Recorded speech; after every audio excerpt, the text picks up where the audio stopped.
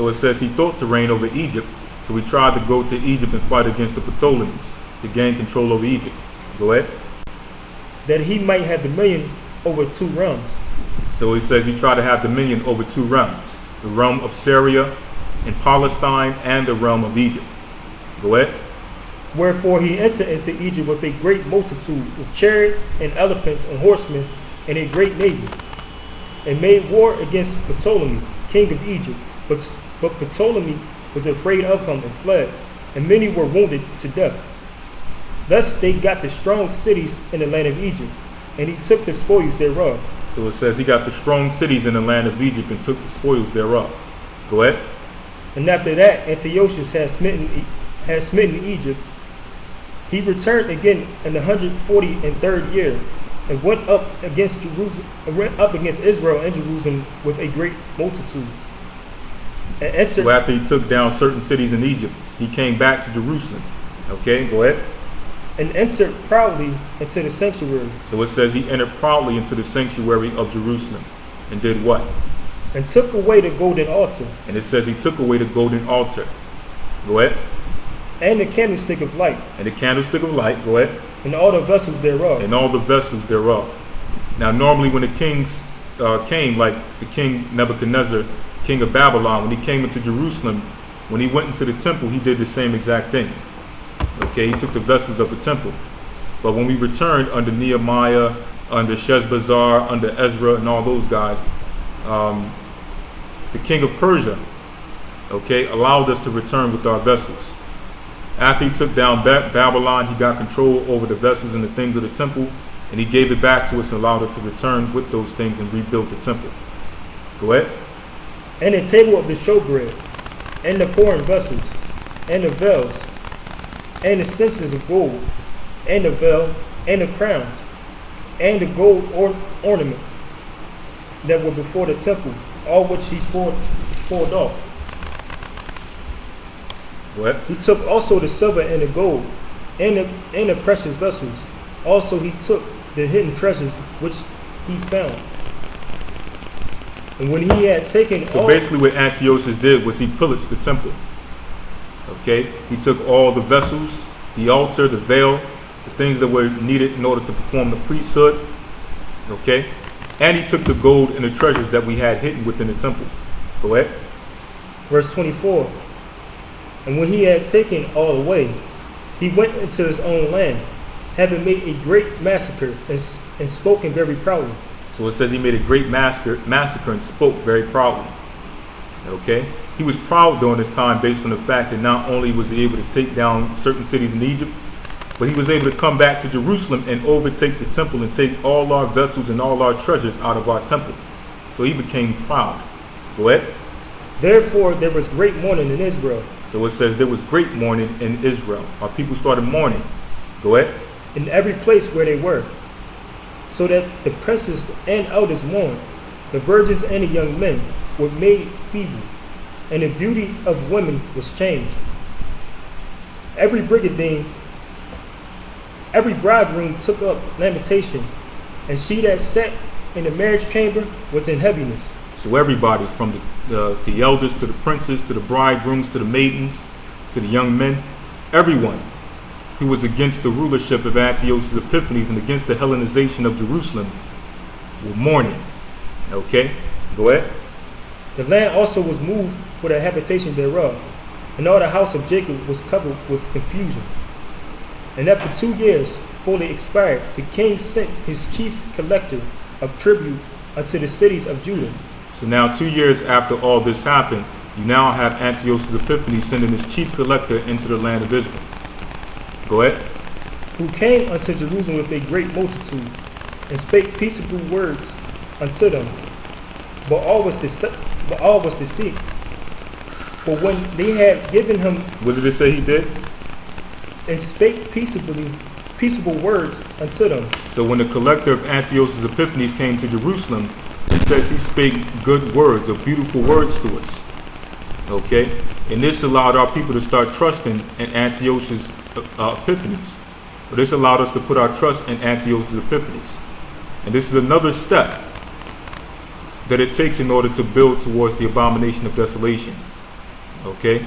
They now have to start sending their diplomats, their politicians into the land and start speaking to the people, start giving the people promises, start promising them certain things, certain opportunities, in order for us to now start getting or giving our trust over to the king. Okay? So now we gave our trust over to the king, and what happened? And spake peaceable words unto them, but all was deceit. It says all was deceit. Like it speaks about in the book of Psalms, how it says their words are smoother than butter, but in their hands they got swords drawn. Okay?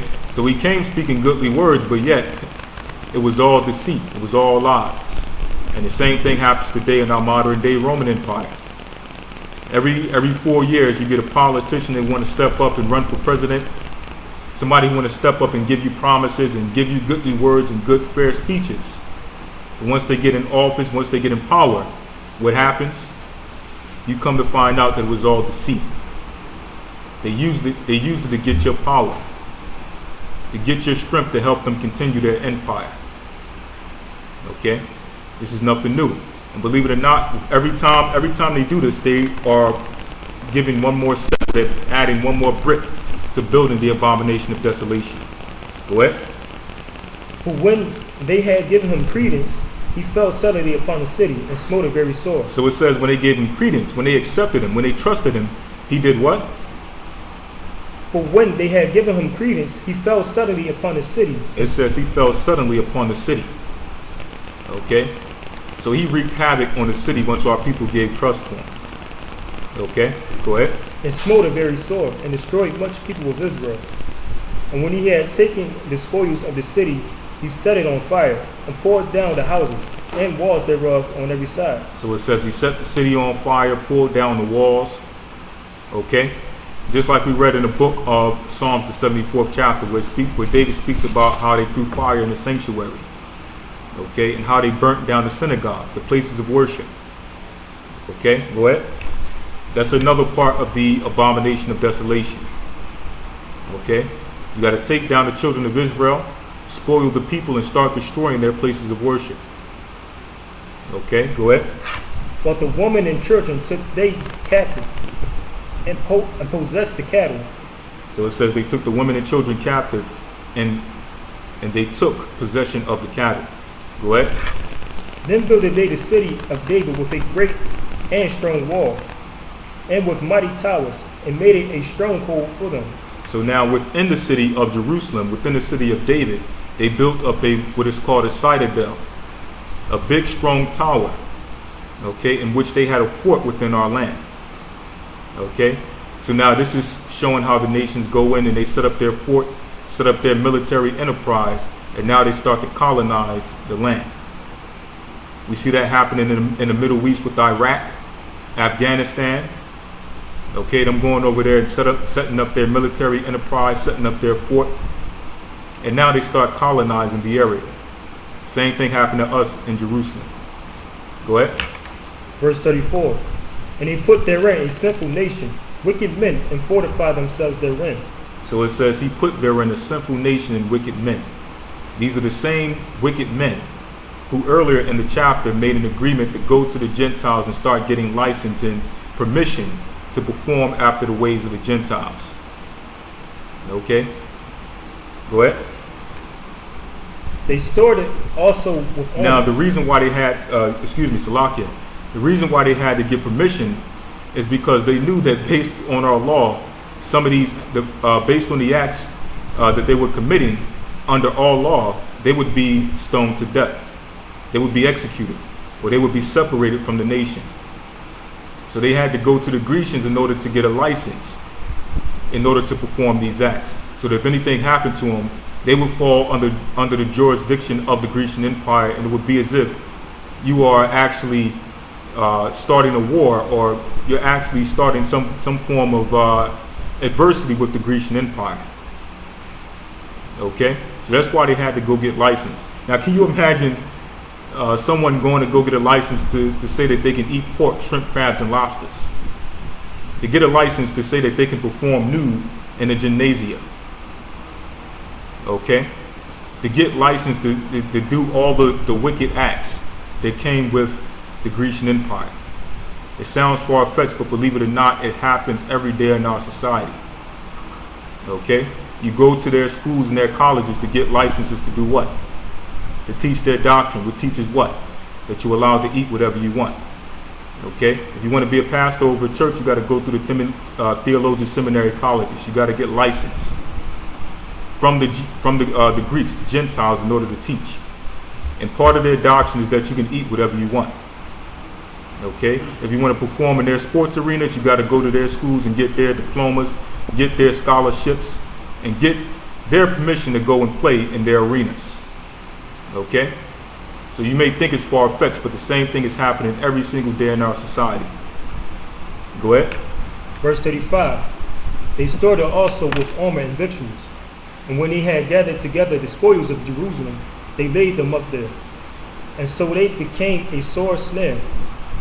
For it was a place to lie in wait against the sanctuary, and an evil and adversary to Israel.